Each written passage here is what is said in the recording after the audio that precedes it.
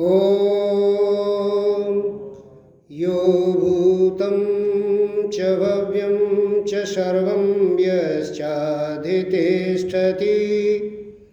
स्वर्यश्च स केवलं तस्मै ज्येष्ठाय ब्रह्मणे नमः।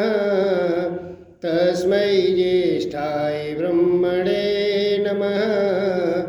तस्मै ज्येष्ठाय ब्रह्मणे नमः। तीनों कालों का जिसे पूरा यथावत ज्ञान है, सृष्टि सारी में प्रतिष्ठित बस वही भगवान है स्वयं सुख रूप केवल मुक्तिदाता नाम है। उस महात्म ब्रह्म को श्रद्धा समेत प्रणाम है।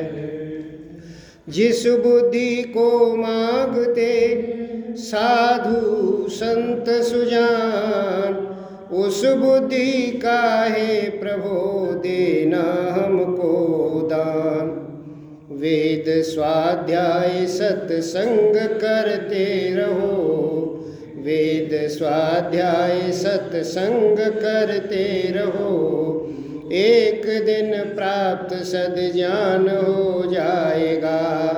वेद स्वाध्याय सत्संग करते रहो, एक दिन प्राप्त सद्ज्ञान हो जाएगा। शांति होगी परम भ्रांति मिट जाएगी। शांति होगी परम भ्रांति मिट जाएगी। पाप तापों का अवसान हो जाएगा। वेद स्वाध्याय सत्संग करते रहो, एक दिन प्राप्त सद्ज्ञान हो जाएगा। समाज के सुयोग वयोवृद्ध प्रधान जी, मंत्री जी, समस्त पदाधिकारी वृंद, अत्यंत श्रद्धा की भाजन वंदनीय मातृशक्ति एवं आर्यभद्र पुरुषों, ईश्वर की महान कृपा है जिसकी कृपा से हम कुछ बौद्धिक चिंतन लेकर के यहाँ उपस्थित होते हैं। सज्जनों, आज पूरा का पूरा देश और न केवल देश, जहाँ जहाँ भी हमारे भारतीय रह रहे हैं, वो सारे के सारे आज राममय हैं। पूरा देश, पूरा मीडिया, पूरा प्रिंट मीडिया, सारा का सारा एक ही धुन में है कि राम की मूर्ति की स्थापना हो रही है। हालांकि वो इस रूप में लेते हैं कि ये प्राण प्रतिष्ठा हो रही है, लेकिन हम उसे इस रूप में ले रहे हैं कि भगवान राम का मूर्ति का स्थापन हो रहा है। और न केवल मूर्ति का स्थापन हो रहा है, बल्कि एक विचारधारा का स्थापन हो रहा है। थोड़ा मेरा गला खराब है आज।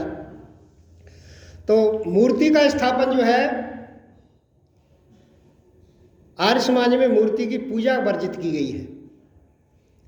लेकिन ऐसा नहीं है कि हम लोग जो है अपने पूर्वजों को मानते नहीं हैं। ये पूर्वज हमारे महर्षि दयानंद ने भगवान राम और भगवान कृष्ण को आप्त पुरुषों की श्रेणी में रखा है। और आप्त पुरुष जो है वो कभी भी गलत काम करने वाला व्यक्ति नहीं। आप्त पुरुष की बहुत ऊंची पहचान है। सज्जनों, कुछ दिन पहले जोधपुर में एक प्रोग्राम हुआ। वहाँ गुजरात के गवर्नर, जो हमारे एक आर्य समाजी हैं, आचार्य देवव्रत जी, वहाँ आए और कहने लगे कि आर्य समाजियों, तुमसे मोदी जी बहुत नाराज है। लोगों ने पूछा कि जी ऐसा नाराज़गी की क्या बात वजह है? कहने लगे कि नाराज़गी की वजह यह है कि तुम अपनी अलग ईंट बनाते हो, अलग मकान बनाना चाहते हो। तुम आप हिंदुओं के साथ मिक्सअप नहीं होते, इसलिए नाराज हैं तुमसे। सज्जनों, बात गलत नहीं है। हमें जो है इस समय जो माहौल चल रहा है, इस माहौल के हिसाब से हमें विचारधारा को तो चेंज नहीं कर सकते हम, लेकिन कुछ बदलना चाहिए। हिंदुओं के साथ चलने में कोई बुराई नहीं है, ये अपनी संस्कृति है, लेकिन क्या करें, पूजा पद्धति की भिन्नता से आज मतभेद ऐसे हो गए हैं कि हम लोग, ऐसा दिखाई देता है कि हम बिल्कुल अछूत बन चुके हैं उनकी निगाह में, और यूँ कहते हैं कि जी ये तो न राम को माने न रहीम को माने, ये किसी को मानते ही नहीं है। लेकिन सज्जनों, हम सबको मानते हैं। हमारे जो दिल्ली सभा के, प्रतिनिधि सभा के जो प्रधान हैं डॉक्टर श्री धर्मपाल जी, उन्होंने भी सभी समाजों को निर्देश दिया हुआ है, सभी विद्वानों को ये निर्देश है कि 21 और 22 तारीख के लिए जो भी सत्संग रखें उसमें राम की चर्चा जरूर करें। तो राम की चर्चा और उन स्थलों को करें जिससे हमारे सिद्धांत की भी हानि ना हो और राम की भी चर्चा हो जाए। हमारा सिद्धांत भी बना रहना चाहिए। ऐसा नहीं है कि हम अपने सिद्धांत को ही छोड़ देंगे। तो सज्जनों, राम के जो महत्वपूर्ण सिद्धांत हैं, महत्वपूर्ण उनके आदर्श हैं, उनकी चर्चा में रामायण के हिसाब से करता हूँ। सज्जनों, रामायण का प्रारंभ ही यज्ञ से हुआ है। लोग कुछ और कहते हैं कि जी मनु शत्रुपा से प्रारंभ किया उन्होंने, लेकिन ये बाद के विद्वानों की पहुंच है। आप वाल्मीकि रामायण को पढ़ें तो वहाँ प्रारंभ यज्ञ से प्रारंभ होता है। एक साधु, एक सन्यासी, एक ऋषि महाराज दशरथ के पास पहुंचता है। महाराज दशरथ के पास पहुंच करके वो निवेदन करता है, मैं यज्ञ जिस समय करता हूं दुख निश्चर मुझको देते हैं, पूजा सामग्री हवन यज्ञ सब नष्ट भ्रष्ट कर देते हैं, पूजा सामग्री हवन यज्ञ सब नष्ट भ्रष्ट कर देते हैं, असुरों के अत्याचारों से भयभीत हुआ घबराया हूँ, रक्षा और सहायता ये दो चीजें मैं तुमसे लेने आया हूँ, रक्षा और सहायता ये दो चीजें मैं तुमसे लेने आया हूँ, इसलिए राम और लक्ष्मण को मुझे दे दो कुछ दिन के लिए, इसमें तुमको सुंदर यश है, कल्याण कीर्ति है उनके लिए। सज्जनों, महाराज दशरथ से मांग करते हैं कि महाराज जब भी मैं यज्ञ करता हूँ, राक्षस प्रवृत्ति के लोग मेरे यज्ञ को नष्ट कर देते हैं, मेरे नष्ट भ्रष्ट कर देते हैं सारे यज्ञ को। मुझे इस यज्ञ की रक्षा और साथ साथ आर्थिक सहायता भी और साथ में रक्षा भी, ये दोनों ही चाहिए आपसे। सज्जनों, महाराज दशरथ कहते हैं, महाराज आपने चौथे पन पायो सुतचारी, विप्र वचन नहीं कहा बिचारी। हे भगवान, आपने बहुत अच्छा मांग तो की, आपको पूरी सेना दे सकता हूं मैं, और पूरा का पूरा मैं अपना तंत्र आपके पीछे लगा सकता हूँ, पूरा खजाना आपको दान कर सकता हूँ, लेकिन भगवान चौथे पन पायो सुतचारी, विप्र वचन नहीं कहा बिचारी। आपने विचार करके वचन नहीं किया। राम कैसे आपकी रक्षा करेगा? ये तो अबोध बालक हैं। सज्जनों,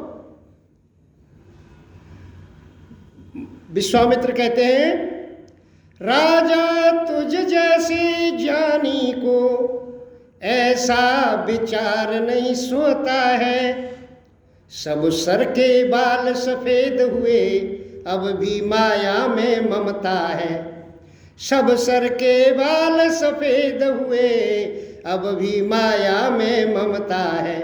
राजन, ये क्या कहते हो आप? इसमें सुंदर कीर्ति मिलेगी आपको, राम को यश मिलेगा। यदि मेरे यज्ञ की रक्षा नहीं हुई तो इस कीर्ति से वंचित रह जाओगे आप। मैं आपके हित की बात कर रहा हूं। सज्जनों, गुरु वशिष्ठ समझाते हैं राजा को, राजन ये बहुत अच्छा कह रहे हैं, इससे आपको बहुत यश होने वाला है, आपके राज्य का यश ऐसा होगा जो दिगंतर में। आज 10 लाख वर्ष हो गए भगवान राम को पैदा हुए, लेकिन सज्जनों ऐसा लगता है कि जैसे कल ही पैदा हुए हों और हमारे बीच में हो राम। आज पुनः वही स्थापना हो रही है। सज्जनों, राम रक्षा के लिए जाते हैं, तमाम राक्षसों का वध करते हैं और उसके बाद उस स्वयंवर का प्रावधान होता है। लेकिन कालांतर में घटना घटित हुई, कालांतर में उनको बजाय राजगद्दी पे बैठने के और उनको वनवास के लिए प्रोग्राम हो गया उनका। लेकिन सज्जनों, इतिहासकार ये कहते हैं कि जिस दिन राम को ये राज्य के लिए जब कहा गया तो राम के ऊपर कोई खुशी का भाव नहीं था, और जिस समय उनको बन जाने के लिए कहा गया तो कोई दुख का भाव उनके पास नहीं था। ऐसा व्यक्तित्व था उनका। सज्जनों, एक छोटी सी घटना को आगे बता करके और फिर मैं आगे बढ़ता हूँ कि जिस समय वन को जाने लगे तो माता कैकेयी ने उनको वस्त्र, पीत वस्त्र दे दिए, क्या पीत वस्त्र पहनो उनको। लेकिन सज्जनों, सीता जो है, सीता रानी थी, राजा की पुत्री थी, वो पीत वस्त्रों को पहनने में अड़चन महसूस कर रही थी। तो इतिहासकार वर्णन कहता है, यूं पहनो संकेत से और लगे बतावन राम, कांप गई धरती तुरत और त्यों लोक तमाम। यानी एकदम गमगीन माहौल हो गया, एकदम उदास माहौल हो गया जब भगवान राम पहलाने लगे अपनी धर्मपत्नी को। गुरु वशिष्ठ से जब नहीं सहन हुआ व्यवहार, रानी से कहने लगे बार बार ललकार, ओ रानी रानी सावधान, क्यों छोड़ रही तू सांगा है, वनवास राम को मांगा था, क्या सीता को भी मांगा है। सीता पर क्या अधिकार तुम्हें, जो भगवान वस्त्र पहनाती हो, हम जितने दबते जाते हैं तुम उतना चढ़ती जाती हो, हम जितने दबते जाते हैं तुम उतना चढ़ती जाती हो।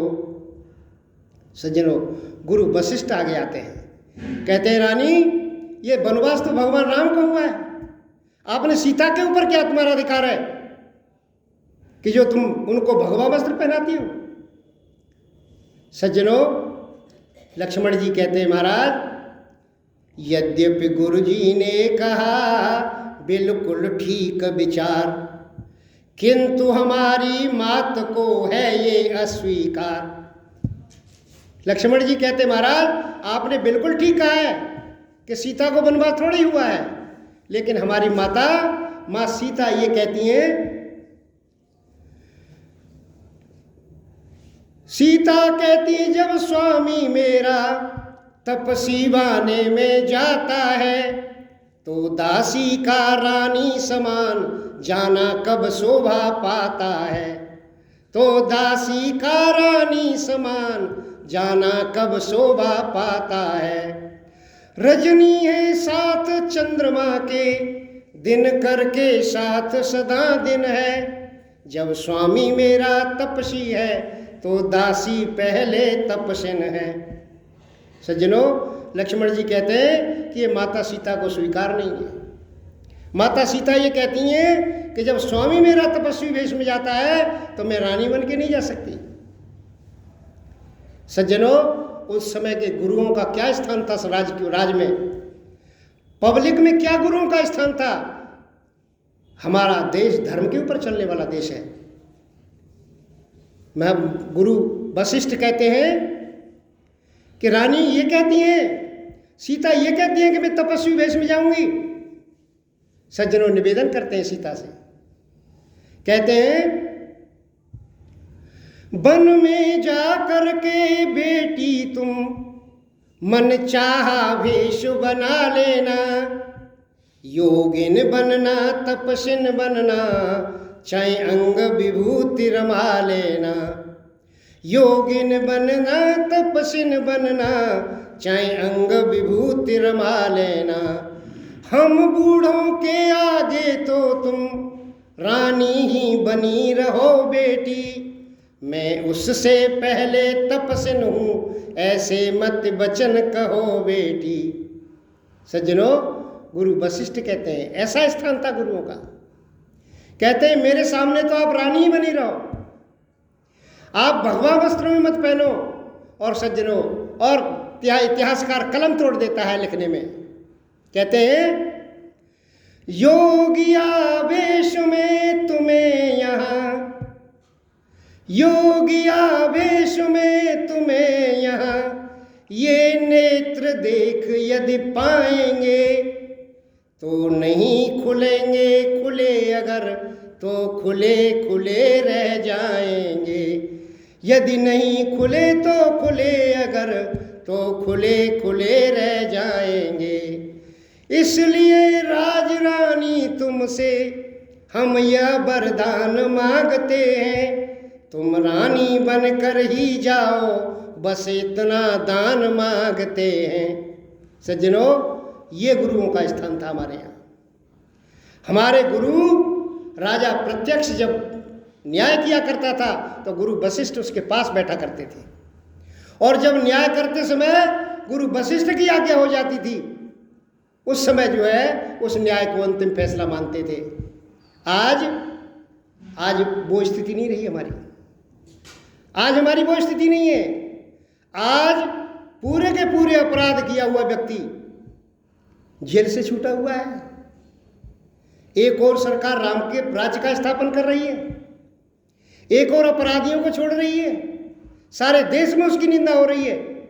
आज स्थिति यह है सज्जनों, हम राम राज्य का स्थापन कर रहे हैं, लेकिन राम के राज्य का कुछ हमें और भी देखना चाहिए। भगवान राम के कुछ प्रसंग आपके सामने रखता हूं कि आदमी की सूझबूझ।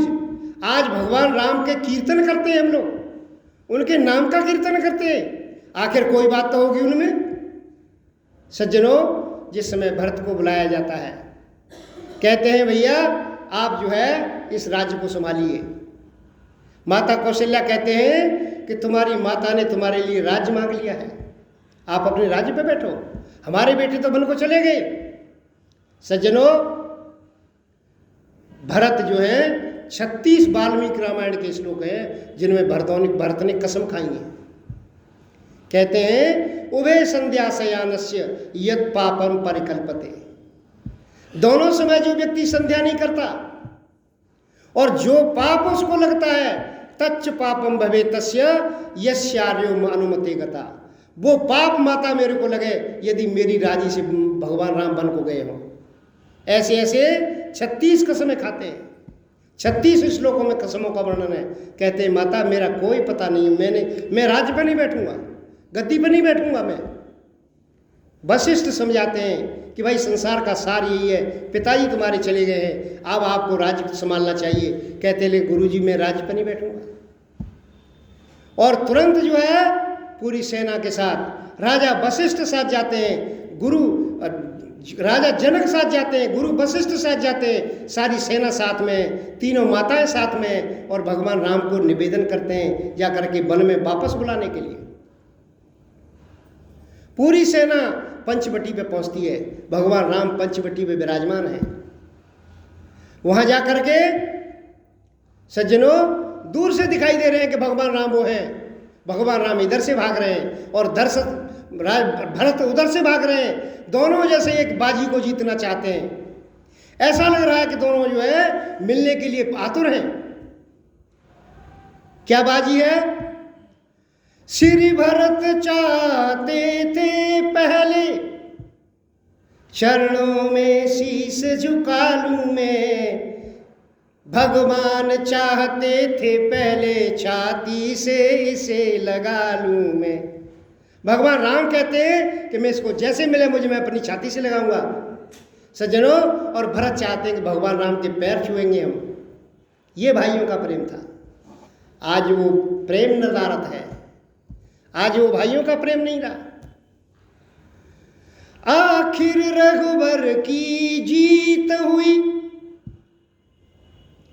छाती से लगा लिया उसको, वो चरण छुए उससे पहले हाथों में उठा लिया उसको, वो चरण छुए उससे पहले हाथों में उठा लिया उसको। जब हृदय हृदय का मिलन हुआ तो दूर हृदय का ताप हुआ, अब सबने देखा चित्रकूट पर ऐसे भरत मिलाप हुआ। ऐसे भरत मिला। सज्जनों, सारी सेना बैठी है, गुरु वशिष्ठ अपनी कुर्सी पे बैठे हैं, राजा जनक बैठे हुए हैं, तीनों रानी बैठी हुई हैं। सज्जनों, गुरु वशिष्ठ कहते हैं, भैया भरत, क्या निवेदन करना चाहते हो भगवान राम से, आप बोलिए। सज्जनों, भरत को पहले बारी दी जाती है बोलने की। भरत कहते हैं, जेठे भ्राता जी के होते, भगवान आप मेरे से, राम आप मेरे से ये कहते हो कि मैं गद्दी पे बैठूं? जेठे भ्राता जी के होते छोटा न राज कर सकता है, यदि करता है तो है अधर्म, ये धर्म शास्त्र की आज्ञा है। यदि करता है तो है अधर्म, ये धर्म शास्त्र की आज्ञा है।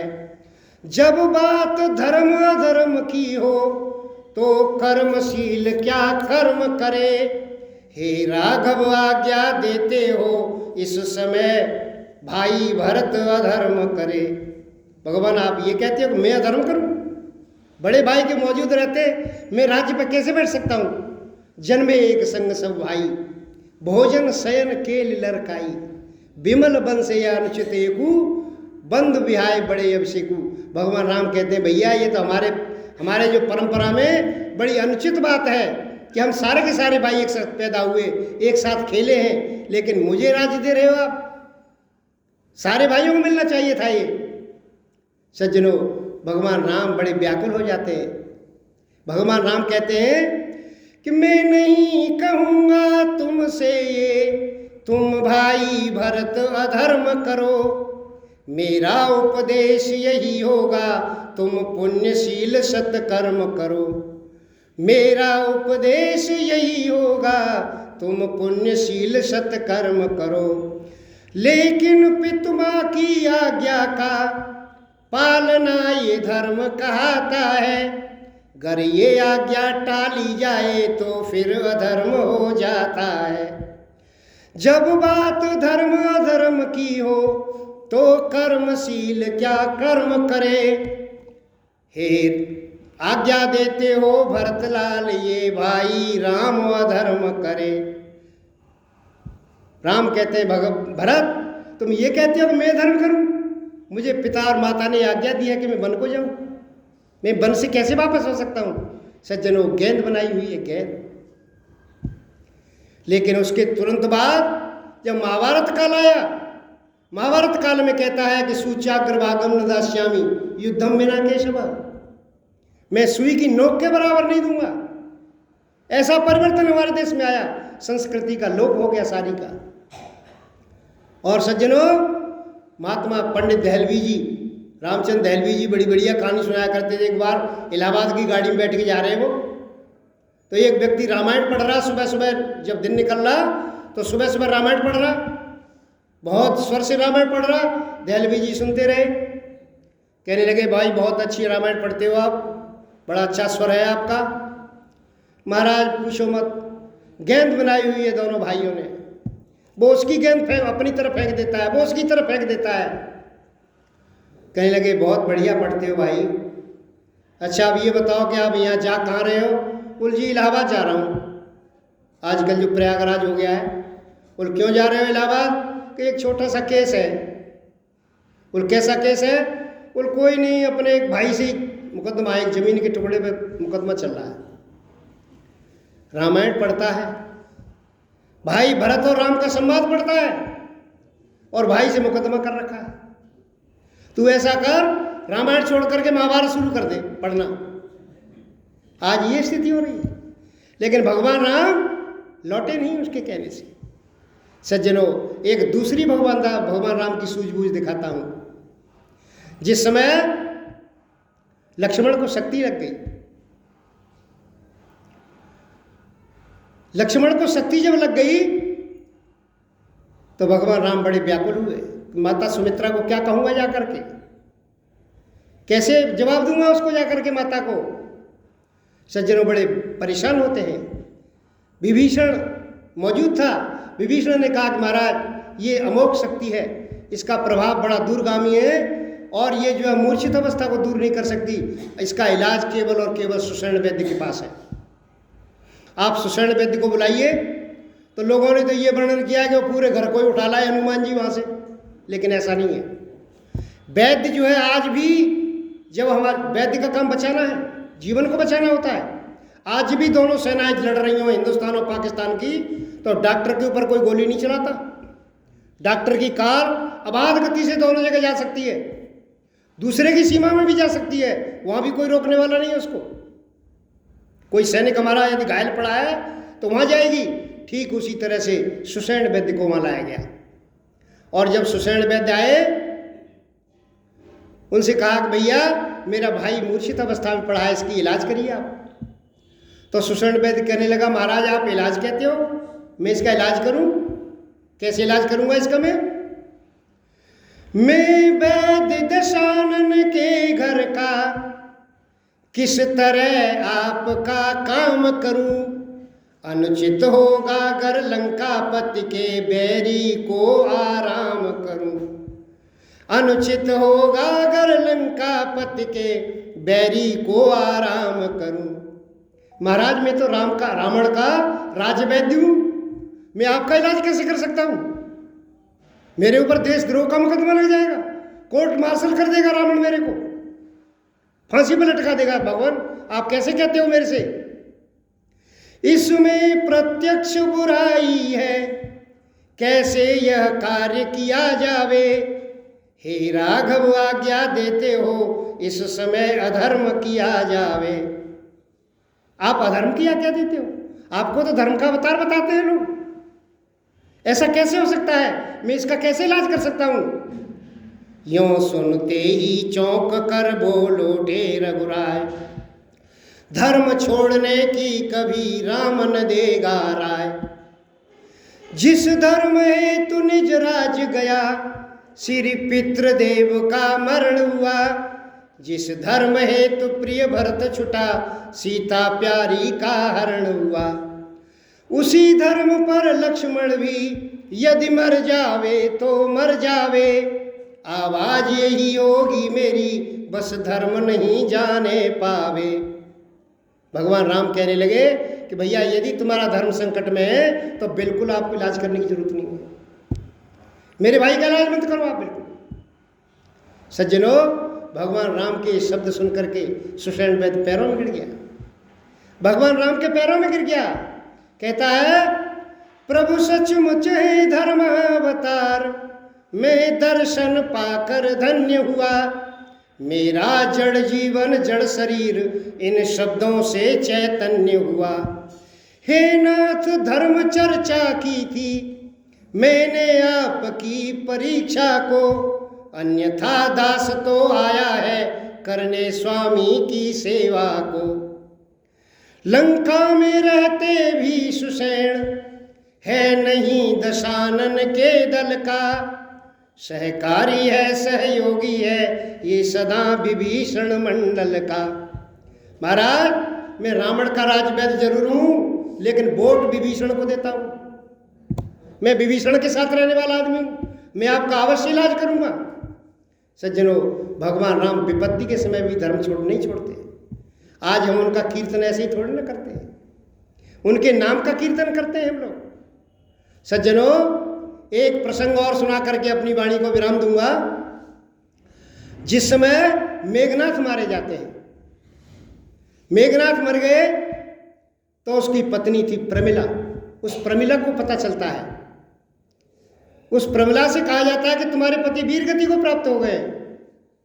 तो सज्जनों प्रमिला जो है मंदोदरी से कहती है माता मुझे ऐसा पता लगा है कि मेरे पति जो है वीर गति को प्राप्त हो गए और मैं पतिव्रता स्त्री हूं, अपने पति का मैं वैदिक रीति से संस्कार करूंगी।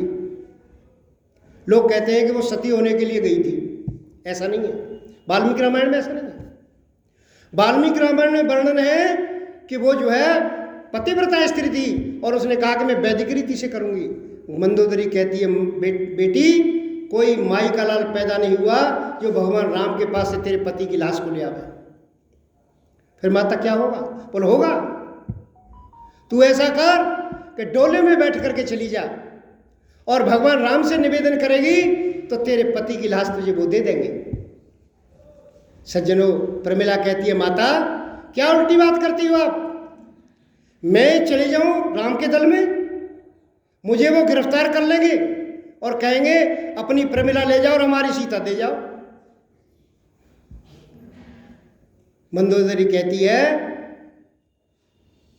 बेटी, तुझे राम के बारे में ऐसे शब्द कह करके पाप का भागी नहीं बनना चाहिए। देखिए, व्यक्तित्व वो होता है जो दुश्मन भी जिसकी तारीफ करे, पर निज रिपुतास बड़ा ही करे। रामायण में कहा है कि जिसका शत्रु भी बड़ाई करता हो, व्यक्तित्व होता है। भगवान राम की स्थापना ऐसे ही नहीं, हम भारतीय के दिल में ऐसे ही नहीं बसे हुए भगवान राम। सज्जनों, मंदोदरी कहती है तू परवाह मत करना बेटी, राम किसी भी स्त्री का अपमान नहीं करता। उसकी धर्म पत्नी केवल एक सीता है, एक पत्नी व्रत है। बाकी जितनी भी पत्नी स्त्रियां हैं वो उसकी माता हैं, बहन हैं, बेटियां हैं। तू परवाह मत करना, चली जा। सज्जनों, उनकी मान करके, माता की मान करके और डोले में बैठ करके वो जो प्रमिला है वो चलती है। आप उसे किस नाम से जानते हैं जी? प्रमिला, उसका नाम प्रमिला था। उसको किस नाम से जानते हैं आप? सुलोचना। कोई नहीं जानता? सुलोचना, सुलोचना सती के नाम से जानते हैं। इसका नाम प्रमिला था, लेकिन इसको सुलोचना क्यों कहते थे? तो मैं काव्य की भाषा में आपको बताऊं। लंका में रहने पर भी ये स्वर्गीया समझी जाती थी, लंका के काले अंबर पर चंद्रिका समान सुहाती थी। नैनानी के हिरनी के से कंजल चंचल उज्ज्वल मतवारे थे, खंजन मद गंजन मनरंजन बिन अंजन ही मतवारे थे। सत और पतिव्रत के कारण ये सती पुकारी जाती थी, बस अपने इन्हीं लोचनों से ये सुलोचना कहलाती थी। इसको सुलोचना कहते थे।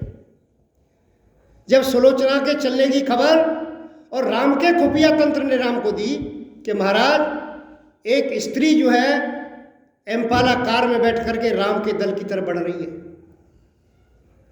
तो वहाँ तरह तरह के कयास लगाने लग गए कि भाई ऐसा लगता है कि रावण जो है मेघनाथ के मरने से घबरा गया और सीता को विदा वापस कर रहा है, सीता को विदा हमें दे रहा है। घबरा गया वो रावण। कहने लगे भाई घबरा गया, भगवान राम कहते हैं तो मैं उसके बिल्कुल माफ़ कर दूंगा, मैं सीता को लेकर के हम वापस चले जाएंगे, हमारा कोई युद्ध नहीं है उससे। सुग्रीव कहने लगे कि महाराज ये जो तिलक कर रखा है आपने, इसका क्या होगा? आपने जो विभीषण का तिलक कर दिया, लंकेश बता दिया इसको। तो भगवान राम का जवाब सुनिए। भगवान राम कहते हैं बोले हम भारतवासी हैं, शरणागत को न भुलाएंगे, इनको लंकेश बनाया है उसको अवधेश बनाएंगे। इसको तो लंकेश बना दिया हमने, लेकिन रावण को हम अवध का राजा बनाएंगे, अयोध्या का राजा बना देंगे। तो कहने लगे महाराज आप क्या करोगे फिर? बीबलाक आर्य समाज में आ जाए और कहें कि महाराज तुसी क्या गुरुद्वारे में जाओगे, आप कहाँ जाओगे? भगवान राम का जवाब सुनिए। अब तो दो भाई फिरते हैं बन बन में बनवासी होकर, फिर चारों भाई बिचरेंगे जंगल में सन्यासी होकर। फिर चारों के चारों भाई जंगल में सन्यासी होकर घूमेंगे हम। सज्जनों, भगवान राम वो व्यक्तित्व है जिसने वो शत्रु के लिए भी अपनी गद्दी को छोड़ने को तैयार है। प्रमिला जो है पहुंचती है उनके राम के दल में। विभीषण परिचय कराते हैं कि ये मेघनाथ की धर्मपत्नी पतिव्रता स्त्री प्रमिला है। भगवान राम आगे आते हैं, सारी सेना सिर झुका करके खड़ी है, भगवान राम सर झुका करके खड़े हैं, कोई पराई स्त्री की तरफ देख नहीं रहा। कहती है महाराज जैसा मैंने पाया था, जैसे माता मंदोदरी ने कहा था वैसे ही पाया मैंने। को पूरा सेना जो है सिर झुका करके खड़ी है, आप कोई भी पराई स्त्री की तरफ देख नहीं रहे। भगवान आपसे एक निवेदन करना चाहती हूँ। बोलो बहन बोलो, क्या निवेदन करना चाहती हो? आप वहीं से कह देती, हम पालन करते कि महाराज मेरे पति वीर गति को प्राप्त हो गए हैं, मुझे उनका वैदिक रीति से संस्कार करना है, इसलिए मैं अपने पति की लाश को लेने आई हूँ आपके पास। कहने लगे अवश्य माँ बहन। तुरंत जो है राम ने इशारा किया और उसकी पति की लाश को उसके सामने रख दिया ला करके। सज्जनों, उस पति की लाश को देख करके जो चिर निद्रा में सोया हुआ था, सज्जनों फूट फूट करके रोने लगी। रानी जो है बहुत रोई वहाँ पर। तो भगवान राम समझाते हैं, संसार की असारता बताते हैं, कहते हैं बहन इस संसार का यही सच्चाई है, जिसको पैदा हुआ है उसको एक दिन मरना पड़ता है। समझाते हैं उसको, और समझाने के बाद आचमन कराते हैं। वो प्रमिला संभल करके और भगवान राम से कहती है महाराज आपका मेरे ऊपर बड़ा उपकार हो गया, मेरी पति की लाश आपने मुझे दे दी, लेकिन चलते चलते एक निवेदन और करना चाहती हूँ आपसे। बोल क्या बहन बोलो? कि जिस लक्ष्मण ने इसको मारा है उसको और देखना चाहती हूँ एक बार। तुरंत इशारा किया भगवान राम ने और लक्ष्मण जी उपस्थित हो गए। कहने लगे बहन आपका अपराधी मैं हूं। सर झुका करके खड़े हैं लक्ष्मण। प्रमिला कहती है लक्ष्मण तुम अपराधी नहीं, बहुत बड़े वीर हो, तुमने उसको मारा है जिसको मार नहीं सकता था कोई, मल्ल युद्ध में कोई इसको मार नहीं सकता था। लेकिन मैं एक बात आपसे, इसलिए आपको बुलाया मैंने कि इसको मारने का घमंड मत करना तुम, ये तुम्हारी ताकत से नहीं मारा गया। लक्ष्मण थोड़े गर्म स्वभाव के थे, कहते थे हमने मारा है, ताकत तो हमारी है। अरे लक्ष्मण तुम्हारा तो युद्ध भी नहीं था, युद्ध किसी और का था। घननाद लखन का महायुद्ध बस एक ऊपरी पर्दा था, वास्तव में दो सतियों का सत संग्राम भूमि में लड़ता था। अरे दो सतीत्व के सतीत्व में लड़ाई थी, तुम तो नकली युद्ध कर रहे थे, जैसे स्टैंड फाइट करते हैं ना पिक्चरों में, जितना आवाज आती है घूंसा मारने की उतना यदि मुंह पे लग जाए तो दांत रहेंगे। तुम तो नकली युद्ध कर रहे थे, असली युद्ध किसी और का था। दो सतीत्व के सतीत्व में लड़ाई हो रही थी। लक्ष्मण जी कहने लगे जिज्ञासा भावना से कि बहन उन सतियों के दर्शन में कर सकता हूं? बोले एक तो मैं खड़ी हूं मुझे देख ले, और एक जो अवधपुरी में बैठी है तेरी धर्मपत्नी उर्मिला, जो अवधपुरी में बैठी है उस तपस्विन से था रण मेरा, अपने पति को जिंदा रखूं ये महाकठिन प्रण था मेरा। उससे मेरा रण था और मेरा प्रण था कि मैं अपने पति को मरने नहीं दूंगी। सज्जनों, जिस समय मेघनाथ युद्ध करता था तो पत्नी संध्या में ईश्वर के ध्यान में बैठ जाती थी। अब हम लोगों में से तो कोई राक्षसियां है नहीं, क्योंकि राक्षस तो लंका में है। तो क्या हमारी बेटियां, हमारी पत्नियां, हमारी माताएं भी ऐसा प्रण करती हैं कि हम अपने पति को मरने नहीं देंगे? हिंदी में ना करती हों, अंग्रेजी में करती हों कि अपने पति की हम डेथ नहीं होने देंगे, हस्बैंड की। ये सभी करती हैं, ये कि सारी की सारी करती हैं। वर्ष में एक त्यौहार आता है, क्या कहते हैं बहनों उसको? करवा चौथ का त्यौहार। ये प्रतीक रूप है सज्जनों, प्रतीक रूप में आज तक चला आ रहा है। लेकिन ये नियम तो ये हमेशा पालन करने वाला है। जितने शुभ संकल्प तुम्हारे वो सब व्रत कहलाते सारे, जिनसे जीवन बने महान। व्रत का संकल्प, ये संकल्प तो हमेशा चलने वाला है। व्रत का कोई निश्चित समय नहीं, जी चाहे तब ही कर लीजिए। तिथिवार मास ऋतु मौसम की तुम कभी प्रतीक्षा मत कीजिए। ये किसी विशेष दिन का व्रत नहीं है, ये तो हमेशा का रहने वाला है। अब तो अज्ञानी लोगों ने भूखा रहना व्रत माना है, अज्ञान अविद्या में फंसकर पथ वेदों का ना जाना है। इस व्रत के चक्कर में फंसकर लाखों ने कष्ट उठाए हैं, और व्रत का सच्चा सही अर्थ अब तलक समझ ना पाए हैं। सज्जनों, 1 मिनट और ले लूँ मैं, टाइम पूरा हो रहा है, ले लो। पूरा कर दूँ मैं इसको। सज्जनों, तो फिर बात क्या हुई, ये बात क्यों हो गई, क्यों कि जो है तू हार गई। मेरा पति उसका साथी था जो पर पत्नी हर लाया है, बस छोटी सी कमजोरी ने ऐसा दुर्दिन दिखलाया है, बस छोटी सी कमजोरी ने ऐसा दुर्दिन दिखलाया है। मैं तो इस तरफ अकेली थी, उस तरफ सती एक सीता है, इसलिए प्रमिला से ये रण उर्मिला सती ने जीता है। सज्जनों, इसलिए वो जीत गई। ये भगवान राम का चरित्र है। सज्जनों, संसार में कोई ऐसा चरित्र नहीं। हम ऐसे ही थोड़ी ना सबसे विश्व गुरु रहे। हमारी संस्कृति विश्वबारा संस्कृति है। संसार में संसार के लोग हमारे यहाँ चरित्र की शिक्षा लेने हमारे यहाँ आया करते थे। आज पुनः स्थापन हो रहा है, आज उस संस्कृति का पुनः स्थापन हो रहा है जो विधर्मियों ने नुकसान पहुंचा दिया था जिस संस्कृति को, आज पुनः वो स्थापित हो रही है। इसलिए आज हम सबको बड़ी खुशी का दिन है। कल का वो दिन बहुत खुशी का दिन है। हम सभी को जो है अपने घरों में भी उत्सव मनाना चाहिए, केवल मंदिरों में नहीं। इन्हीं शब्दों के साथ आप सभी ने बड़ा ध्यान से सुना, मैं आप सभी का धन्यवाद करता हूँ। ओम शम।